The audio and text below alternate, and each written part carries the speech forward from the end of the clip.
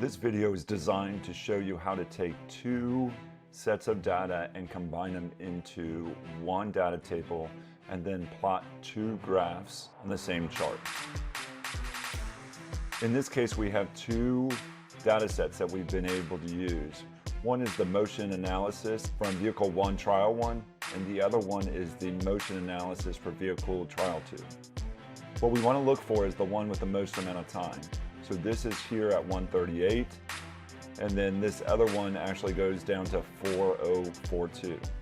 So the reason we want to end up using this one is because we have more time here, and it's going to allow us to put the increments for the other one inside of this data table. So the first thing I'm going to do is I'm going to say, make a copy. I'm going to name it correctly.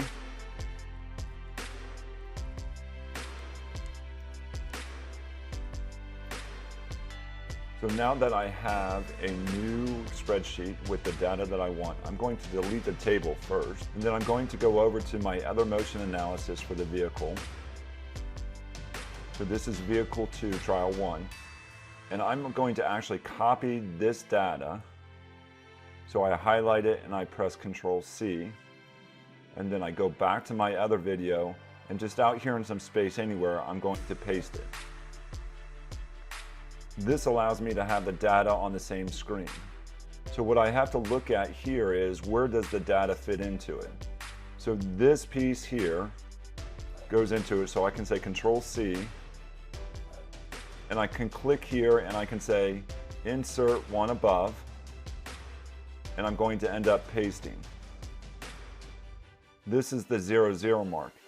The problem is I need to move this value over to this column. So I Control-C, Control-V. I'm going to insert one row above this so I know what I have. So this is vehicle 1, trial 1, vehicle 2, trial 1. And then I can copy these two, Control-C, Control-V, and I have the values that exist. Okay, again, so what we're working on is these values here being converted into the data table that we have. So 0.46 is what we just moved. 0.56, we need to figure out where it is, so I'm going to say insert, row above, and the time here is going to be 0.56, and then the displacement is 5.5. And I'm going to continue to do that throughout the rest of the table.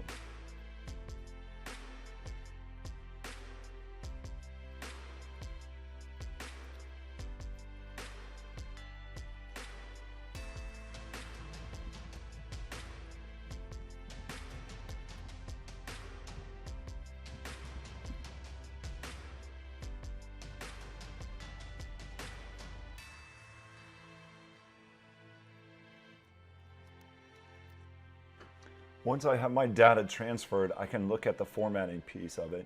I'm going to actually delete what's left here.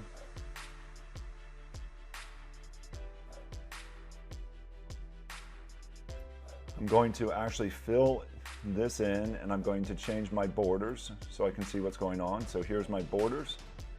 I'm going to center my data. I'm going to make sure that I have 1 decimal point as sig figs.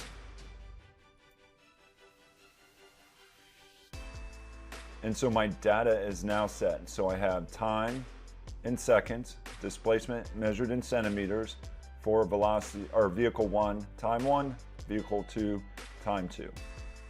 So now if I highlight all 3 columns by selecting A through B, I can say insert chart.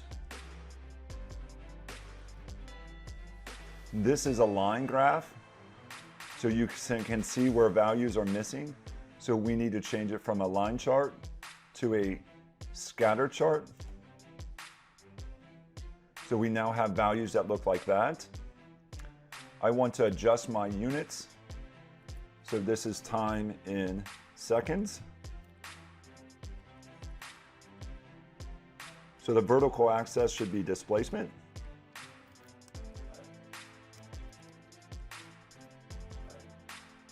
My title should still read the same. So I'm going to say Control All to highlight everything, and I'm going to say time versus displacement.